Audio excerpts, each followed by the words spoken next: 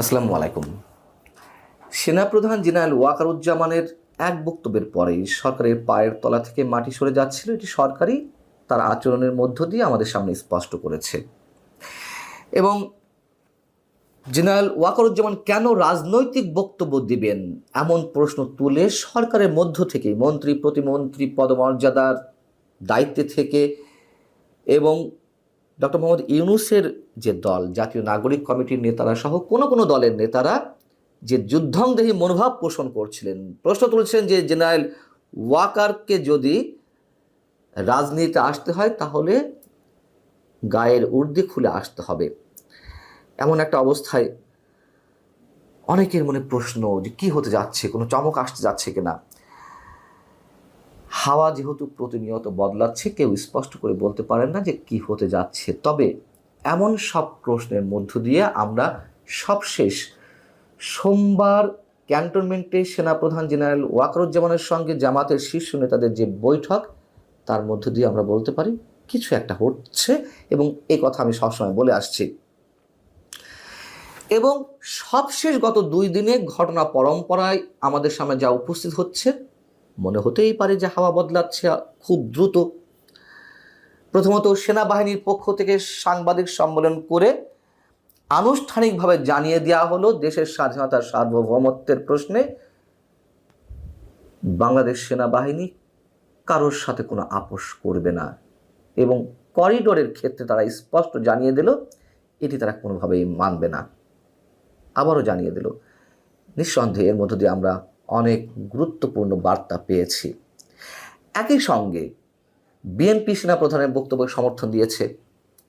বিএনপির স্থায়ী কমিটির সদস্য, খুবই গুরুত্বপূর্ণ নেতা আমির খসরু মাহমুদ চৌধুরী খুবই গুরুত্বের সঙ্গে এবং লজিক্যালি একটি মন্তব্য করেছেন। তিনি বলছেন যে 5 আগস্ট শেখ হাসিনার প্রস্থানের পর সারা দেশের মানুষ তো মুখিয়েছিলেন সেনাপ্রধানের বক্তব্যের জন্য। তাহলে এখন এই অবস্থায় এসে সেনাপ্রধান যদি গণতন্ত্রের স্বার্থে দেশকে গণতান্ত্রিক প্রক্রিয়ায় নিয়ে যাওয়ার জন্য কোনো মন্তব্য করে থাকেন, কোনো বক্তব্য দিয়ে থাকেন, তাহলে সমস্যা কোথায়? খুবই স্বাভাবিক। দেখুন, একটি কথা সবসময় বলি, বর্তমান অন্তর্বর্তী সরকার কোনো স্বাভাবিক সরকার নয়। এখানে সেনাবাহিনীর অবশ্যই অনেক বড় ধরনের ভূমিকা রয়েছে দেশকে নৈরাজ্যময় একটা অবস্থা থেকে উত্তরণের জন্য।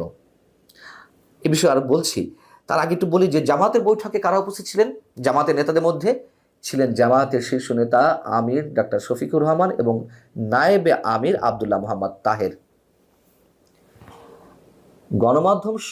গণমাধ্যমের পক্ষ থেকে যখন জানতে চাওয়া হলো বৈঠক বিষয়ে, তখন আবদুল্লাহ মোহাম্মদ তাহের বলছেন, আসলে এটা তো সৌজন্য সাক্ষাৎ ছিল কেবল।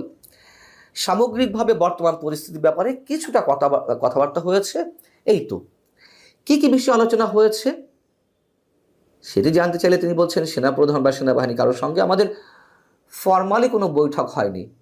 আবারও সে কথা।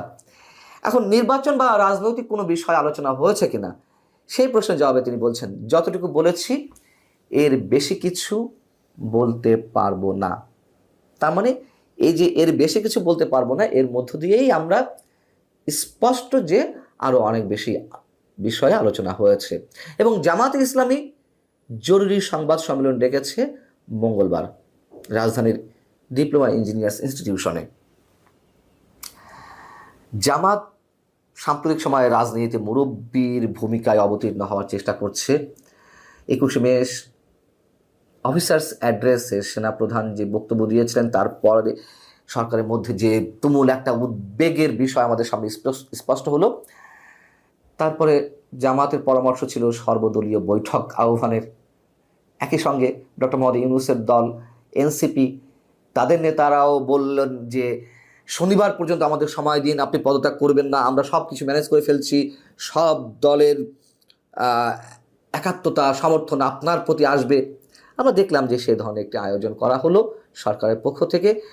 এটা একটা প্রহসনের আলোচনা। আমি নিঃসন্দেহে বলবো সরকার তার অবস্থানে আছে, শুধু রাজনৈতিক দলগুলো গিয়েছে আর আসছে, তাদের সেই পুরনো বক্তব্যগুলো দিয়ে আসছে। তো সরকার ফুরফুরে মেজাজ আছে, থাকতেই পারে।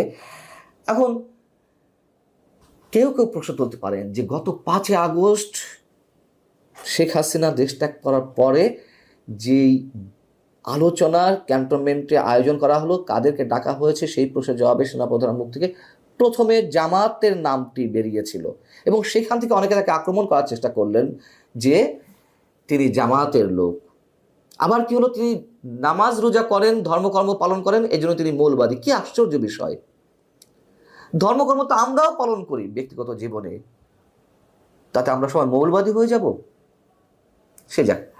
এখন আবার দেশকে অস্থিতিশীল করতে, নৈরাজ্যের দিকে নিয়ে যেতে বিশেষ কোনো কোনো পক্ষের পেইড এজেন্ট হয়ে আটলান্টিকের ওপার থেকে কয়েকজন আছেন, তারা জামায়াতের এজেন্ডা বাস্তবায়ন করছেন। বিএনপি সেনাপ্রধানের বিরুদ্ধে বিষোদ্গার করতে করতে মুখে ফেনা তুলে ফেলেছেন। আবার সেই জামাতের সঙ্গে বৈঠক। বিষয়টা কি? এত সহজে সমীকরণ মেলালে হবে না। সেনাপ্রধান ইজ অন রাইট ট্র্যাক, আমি সবসময় বলে আসছি। আবার কেউ কেউ বলেন সেনাপ্রধান শেখ হাসিনা আত্মীয়, অর্থাৎ তিনি গাদ্দারি করছেন দেশের সঙ্গে, ইত্যাদি ইত্যাদি অনেক কথা আছে। সব কথা আসলে বিবেচনায় নিয়েই আমাদের রাজনীতির এই অবস্থা। বিষয়টি হচ্ছে যে সেনাপ্রধান অবশ্যই তার ভূমিকা পালন করবেন। দেশের সাম্প্রতিক যে অবস্থা, তাতে সেনাবাহিনীকে এই বিষয়গুলো অ্যাভয়েড করার কোনো সুযোগ নেই, এটি অনেকেই বলছেন। এর আগে আমরা দেখেছি যে দেশটাকে কেউ কেউ নিজের বাপের মনে করেছেন, এখন এই অবস্থায় এসেও কেউ কেউ তাদের নিজেদের বাপের বলে মনে করছেন। দেশটা কারো বাপের নয়। কথাগুলো শুনতে খারাপ লাগতে পারে, বাধ্য হলাম এভাবে বলতে। মানে এই দেশটাকে নিয়ে যেভাবে ছিনিমিনি খেলা হচ্ছে, অভিযোগ ছিল ভারত তার আধিপত্য কায়েম করছে, এখন কি হচ্ছে? এবং মার্কিন সাম্রাজ্যবাদের পক্ষে স্পষ্ট অবস্থান নিয়েছে একটি গোষ্ঠী। কাদের কথা বলছি নিশ্চয় বুঝতে পারছেন, আগে আমি বিস্তারিত বলেছি এর আগের কন্টেন্টে। বন্দরে বিপ্লব ঘটানো হবে, বন্দর বিদেশিদের হাতে তুলে দেওয়া হবে না, দিতে দেওয়া হবে না, এর পক্ষে অবস্থান নিয়েছে সেখানকার শ্রমিকরা। তাদের উপরে নাকি হামলা করা হবে। সচিবালয়ে যৌক্তিক দাবিতে আন্দোলন চলছে, তাদের উপর হামলা করা হবে, বিপ্লব করা হবে। বুঝে নিন কি অবস্থা। এবং বিপ্লব শব্দটা উচ্চারণ করতে করতে বিপ্লবের ধারই কমিয়ে ফেলা হয়েছে। মানুষ আর এইসব বিপ্লবের ধার ধারবে না, মানুষ বারবার প্রতারিত হচ্ছে। এখন গত কয়েকদিন ধরে যে ধারাবাহিকভাবে রাজনৈতিক দলগুলোর সঙ্গে আলোচনার যে একটি নাটক আমরা দেখলাম, এর মধ্য দিয়ে সরকার বেশ একটা ফুরফুরে মেজাজে ফিরেছিল। জামাতের এই বৈঠকের পরে নিশ্চয়ই তারা অন্যভাবে কোনো ধরনের কোনো অঙ্ক কষার চেষ্টা করবে। তবে এটুকু বলি, তারা সহজে ছাড়বে না। মার্কিন ইন্ধন তো রয়েছে।